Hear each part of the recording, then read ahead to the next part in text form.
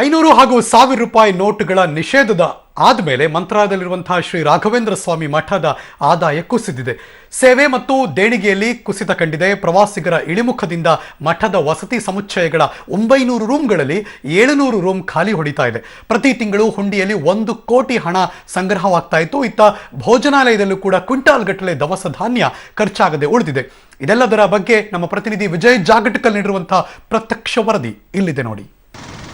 ಇದೀಗ ನೋಡ್ತಿರುವಂತಹ ದೃಶ್ಯಾವಳಿಗಳು ಮೊನ್ನೆ ಕೂಡ ನಾವು ಬೇರೆ ಬೇರೆ ದೇವಸ್ಥಾನದ ಚಿತ್ರಾವಳಿಗಳನ್ನು ತೋರಿಸ್ತಾ ಇದ್ವಿ. ಅಂದರೆ ತಿರುಪತಿ ಆಗಿರಲಿ, ನಂಜನಗೂಡು ಆಗಿರಲಿ, ಧರ್ಮಸ್ಥಳ ಆಗಿರಲಿ, ಅಲ್ಲೆಲ್ಲ ಕೂಡ ಹರಿದು ಬರ್ತಾ ಇದೆ ಹುಂಡಿಗೆ ದೇಣಿಗೆಗಳು ಅಂತ ಮಾತಾಡ್ತಿದ್ವಿ. ಆದರೆ ಈಗ ಬರ್ತಿರುವಂತಹ ಸುದ್ದಿ ಇದು ರಾಯರ ಮಠ ಅಂದರೆ ಮಂತ್ರಾಲಯದಿಂದ ಬರ್ತಿರುವಂತಹ ಸುದ್ದಿ. ಆ ಭಾಗದಲ್ಲಿ ಈ 500 ಮತ್ತು 1000 ರೂಪಾಯಿಗಳ ನೋಟು ನಿಷೇಧದ ಆದಮೇಲೆ ಬರುವಂಥ ಭಕ್ತಾದಿಗಳ ಸಂಖ್ಯೆಯೂ ಕೂಡ ಕಡಿಮೆ ಆಗಿದೆ. ಜೊತೆಗೆ ಬಂದು ಯಾರೋ ಅತಿ ದೊಡ್ಡ ಮೊತ್ತದ ಯಾವುದೇ ದೇಣಿಗೆಯನ್ನು ಕೊಡ್ತಿಲ್ಲ, ಸೇವೆಗಳನ್ನು ಮಾಡಿಸ್ತಾ ಇಲ್ಲ. ಅವರು ಬಂದು ನಮಸ್ಕಾರ ಮಾಡಿ ಹಾಗೆ ಹೋಗ್ತಿದ್ದಾರೆ. ಬರುವಂಥವರ ಸಂಖ್ಯೆ ಕಡಿಮೆ ಆದಮೇಲೆ ಅಲ್ಲಿ ತಂಗುವಂತಹ ಜನಸಂಖ್ಯೆ ಕೂಡ ಕಡಿಮೆ ಆಗೋಗಿದೆ. ಹೀಗಾಗಿ ಅಲ್ಲಿ ವಸತಿ ಸಮುಚ್ಚಯ ಏನಿದೆ ಸುಮಾರು 900 ರೂಮ್ಗಳಿದೆಯಂತೆ. ಅದರಲ್ಲಿ ಬರೀ 200 ರೂಮ್ಗಳಲ್ಲಿ ಮಾತ್ರ ತಂಗುತ್ತಾ ಇದ್ದಾರೆ. ಸುಮಾರು 700 ರೂಮ್ಗಳು ಖಾಲಿ ಹೊಡಿತಾ ಇದೆ ಅನ್ನೋ ಮಾಹಿತಿ ಈ ಕ್ಷಣಕ್ಕೆ ಬರ್ತಾ ಇದೆ. ಅಂದ್ರೆ ಪ್ರತಿನಿತ್ಯ ಹುಂಡಿಯಲ್ಲಿ 1 ಕೋಟಿ ಸಂಗ್ರಹ ಒಂದು ತಿಂಗಳಿಗೆ ಸಂಗ್ರಹ ಆಗ್ತಿತ್ತು, ಈಗ ಕಡಿಮೆ ಆಗಿದೆಯಂತೆ. ಬ್ಯಾನ್ ಮಾಡಿದ್ದ ತಕ್ಷಣ ಮಂತ್ರಾಲಯ ಮಠ ಕೂಡ ಈಗ ಬಿಕೋ ಅಂತ ಇದೆ. ಇಲ್ಲಿನ ರೂಮ್ಗಳು ಖಾಲಿ ಹೊಡಿತಾ ಇದೆ. ಭಕ್ತರ ಸಂಖ್ಯೆಯಲ್ಲಿ ಗಣನೀಯವಾದ ಇಳಿಕೆ ಕಂಡಿದೆ. ಹುಂಡಿ ಕೂಡ ಖಾಲಿ ಆಗಿದೆ. ಎಷ್ಟೆಲ್ಲಾ ಬದಲಾವಣೆಗಳು ಮಂತ್ರಾಲಯ ಮಠದಲ್ಲಿ ಆಗಿದೆ ಒಂದೊಂದಾಗಿ ತೋರಿಸ್ತೀವಿ, ನೋಡೋಣ ಬನ್ನಿ. ಸದಾ ಭಕ್ತರಿಂದ ತುಂಬಿ ತುಳುಕ್ತಿದ್ದಂತ ಮಂತ್ರಾಲಯ ಮಠದ ಪ್ರಾಂಗಣ ಏನು ಈಗ ಖಾಲಿ ಹೊಡಿತಾ ಇರುವಂತದ್ದು. ಯಾಕೆಂತ ಹೇಳಿದ್ರೆ 500,000 ನೋಟುಗಳು ಬಂದಾಗ್ತಿದ್ದಂತೆ ಇಲ್ಲಿಗೆ ಬರ್ತಕ್ಕಂಥ ಭಕ್ತರ ಸಂಖ್ಯೆ ಕೂಡ ಕಡಿಮೆ ಆಗಿದೆ.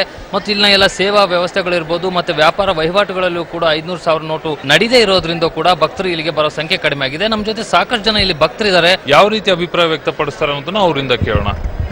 500,000 ನೋಟ್ ಬಂದಾಗಿರೋದು, ನೀವು ಮಂತ್ರಾಲಯಕ್ಕೆ ಮಾಡಿ ಬಂದಾಗ ಅದ್ರ ಎಫೆಕ್ಟ್ ಏನಾದ್ರು ಕಾಣಿಸ್ತಾ? ಮುಖ್ಯವಾಗಿ ಕಂಡಿರೋದು ಇಲ್ಲಿ ಇರೋ ಜನರು ಬಹಳ ಕಡಿಮೆ ಅನಿಸ್ತಾ ಇದ್ದಾರೆ.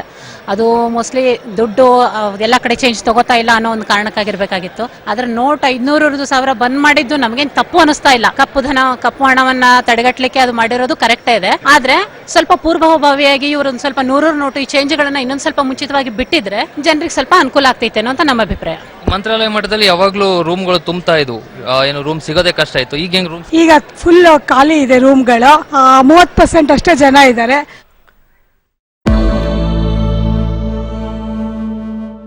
ಟಿಪ್ಪು ಜಯಂತಿ ಮಾಡಿದ್ದರಿಂದ ರಾಜ್ಯ ಸರ್ಕಾರಕ್ಕೆ ಬಂದಿದ್ದೇನು ಅನ್ನೋದು ನನಗೆ ಗೊತ್ತಿಲ್ಲ. ಕಾರಣ ಪಾರಂಪರಿಕವಾಗಿ ಚರಿತ್ರೆ ಭಾಗಗಳೇ ಭಾರತದ ಚುನಾವಣಾ ಚರಿತ್ರೆಯಲ್ಲಿ ನೋಡುವುದಾದರೆ ಸಾಮಾನ್ಯವಾಗಿ ಅಲ್ಪಸಂಖ್ಯಾತರು ಕಾಂಗ್ರೆಸ್ ಜೊತೆಯೇ ಇದ್ದಾರೆ.